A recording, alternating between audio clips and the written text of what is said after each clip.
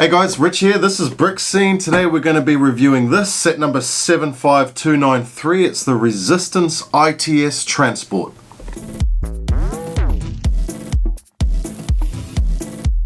So once again, a big thanks to my friends at Toyco for supplying our sets for review. We really appreciate it. I'll put a link below to this set in their store, so make sure you check that out, as well as their other LEGO products there. They have a great range, of course. So it's an interesting set, this one. It's not from the Star Wars universe as we know it. It's from the Galaxy's Edge theme park. It's a ship that they have sitting there as part of one of the rides, as I understand it.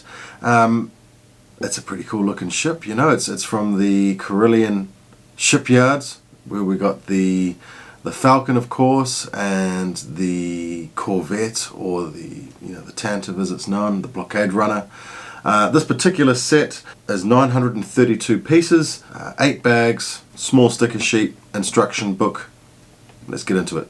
Okay, so let's take a closer look at this thing. It's definitely got that Carillion look to it, you know. It's got that Corvette style front end with the rounded off cockpit area or the bridge area. It looks like a squished down version, but that cluster of engines at the back there as well, with a slightly wider body in the center. I like it. I like the engine sort of style. Kind of looks like the U-wing style engines on here. I mean, I'm not sure if that's what they're meant to sort of represent, the engines from a U-wing, of course, but that cluster of engines there, they look like X-wing style engines in the center, but look like a nice sort of squat down version of the C90 Corvette. So in the center here, this hull, it's quite a sort of fat hull. You will see inside there's actually not a heck of a lot of space, despite looking like quite a big hull section there in the center. There isn't a heck of a lot of space for the minifigs, and of course we'll come on to the minifigs as well.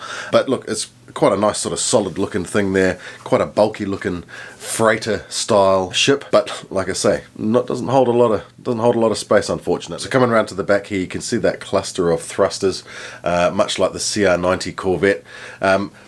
Like I said earlier, they look like the U-wing sort of style engines with the X-wing engines in the center there. Not too sure about that that dome right in the middle there. That looks like some sort of rear gunner position. Again, we'll get onto sort of the space inside. You can't get a minifig in there, but I'm guessing maybe that's what it's sort of intended to be. Maybe a rear sort of gunner position. Not entirely sure. Not entirely sure. But I really like the shape of this thing, you know, right from the front here with that sort of hammerhead look, right through to the back into that sort of cluster of engines. It's a really, really nice shape. Some great play features, which we'll get onto, of course, but nice and smooth, nice and solid, really chunky looking. Nice use of parts as well. I like the parts around the front there to get that rounded sort of shape, instead of just using a couple of big sort of cone pieces like they did with the Tantive. I'm really liking the way this comes together at the front, the way these pieces fit together. When you're building it, these little sort of angled pieces all sort of slot in together to give that sort of textured front end around the bridge or the cockpit area and those windows. But it look really, really cool, nice and smoothed off. Nice use of pieces in there. I like the detailing across the top as well. There's a good mix of studs and flat tiles, just to give it a bit of texture there. The shape as well, just a slight angle on that roof piece there to give the slope. I think it's nice. It's subtle, but it really, really works. Again, I'm liking these angles in around the front here. One area that I'm not too impressed with, and it's hidden quite well from this angle, I must say, but if I swing it around here, you'll see what I'm saying. That Technic, just the visibility of those Technic holes in there, it's just a little bit off-putting. But other than that, the way they've got that shape sort of coning in towards that front end. Another bit that I noticed that I wasn't too impressed with was this gap in here between the hull and the engines. It's not a major, but it is just a bit of a gap that you can see through in there. Now the build itself, look, it was really enjoyable. I enjoyed putting this thing together. You could see right from the beginning that you're building a really cool, sturdy sort of structure, chassis to it. The way they get the angle on the hull there, it's really well done. It's not just using ratchet plates sort of folded into position. You're actually building something that they clip into, so it gives it a really solid structure. The build itself didn't take too long. Probably took a good Well, I'd say an hour and a half. I did it on a stream, so you know I was chatting away as well. So probably an hour and a half it would take me to build if I was sort of taking my time and just sort of going through following the instructions. Stickers, there's not too many stickers. No stickers that are sort of giving any texture to the ship. They're all insignias or designs or a control panel in the front there. Basically what you're seeing there, those stickers along the side, and there's the two Zs up towards the front. Not too many. I was happy with the amount of stickers. I was expecting more, but it definitely didn't need any more. Now this thing opens up at the front here to get your pilot in. You've only got room for a single pilot, unfortunately. There's no room to get any other minifigs in there at all, and being able to close the roof. Now the center section opens up by pulling down the bottom part first, and then opening the top part of the side doors there. You've got the same on the other side, so again you're just pulling the bottom piece down and the top piece up to get access into the side there. So this whole roof section also comes off. You just lift it off there and you can get access inside. So as you can see up front here, there's only really space for one minifig, your pilot, to sit in there. There's no real room for anyone else or any of the astromech droids or anything else that comes with the set. Literally space for one up front. This is the space that you get inside the center of the hull. As you can see, you've only really got 4x4 when it comes to an area for sticking your minifigs on. So when you're talking, you cut this, the set comes with 2 minifigs and 2 droids.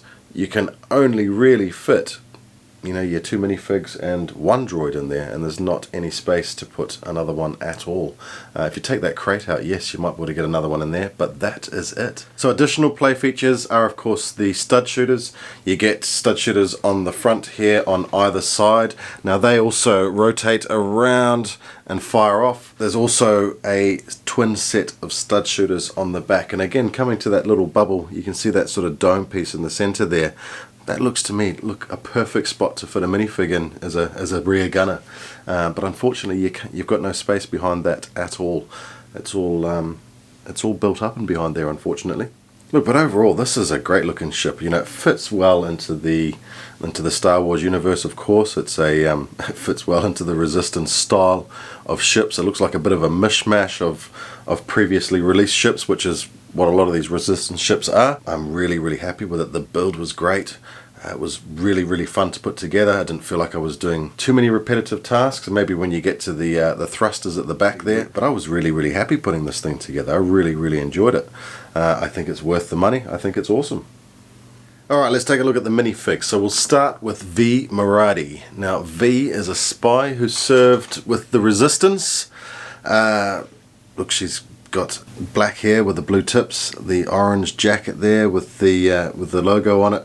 Look, it's a nice minifig. Nothing wrong with her at all. She comes with a blaster. Pretty happy with that. 2 faces, one with a big smile and one with just a straight face. No printing on the legs at all. So what you see is what you get there. So Lieutenant Beck is a communications officer in charge of the Resistance recruits. Another Mon Calamari figure there with obviously different colouring on the headpiece, or the grey and the white. Also comes with a blaster, no printing on the legs, simple green torso. Nothing too special, but different, you know. We're on to our droids. This is just a simple black astromech droid. There's not even a code or anything like that with this one. It's just astromech droid. So fairly simple, nice printing. I quite like it. I like that shaped head. It's good to have a mix-up of different droids, different colours, different shapes. So this one's a good addition to that collection. Now coming over to the Gonk droid, look, fairly simple in that sand green. You could probably put one together out of your spare parts, but look, a nice little addition. I don't know whether you'd count this as a minifig. Of course, it's not really a minifig, so the set really only comes with 2 minifigs and a droid, or 3 minifigs if you count the droid as a minifig. I certainly wouldn't count the Gonk droid as one anyway. But overall, a nice selection of minifigs, quite happy with those. They're obviously specific characters to the Galaxy's Edge theme park, but nice to have them, you know, made in Lego, immortalised in Lego. I'm sure they'd be pretty happy with that themselves. So look, in conclusion, I think we have got a really cool ship here. This is, you know, it's another good guy ship. It's a Resistance ship. If you want to play out that scene at the end of The Rise of Skywalker, all those ships turn up out of nowhere to save the day. this is another one for the fleet. You know, it's a cool looking thing. I've always been a big fan of the Tantive, of the Corvette style, the Hammerhead style ships, and this adds to the fleet nicely. It's a good size. It's solid, you know, for the money as well. I didn't even tell you the price at the beginning. It's 169 New Zealand dollars right now. Toyco, who look after us very well, they have it for $135. So get in there if you can. 135 New Zealand dollars for this. It's a lot of ship, you know. I was looking at the price per parts before, and look, this weighs in quite well. It's certainly good value for money. Now I was also looking at the Minifigs selection that you get with this. Now, if you're looking at the price that you're paying for this, you're paying 160, 170 New Zealand dollars. That's the same price as an X-Wing. And the last original trilogy X-Wing, you only got 2 pilots and 2 droids with that. So you could argue and say we haven't got enough minifigs, but then again, there's nowhere to put them. So that's one of the drawbacks with this particular model that I wasn't too happy with. The fact that there's not a heck of a lot of room in there, especially, well, you can't get all the minifigs that come with the set inside the ship. But other than that, you are getting a nice, solid, great looking model, and I, for one, am pretty happy with it. So once again, thanks for checking out our videos. If you do like this sort of content, please consider subscribing or giving us a like. We do appreciate it, and it helps the channel grow. Thanks again. We'll see you on the next one.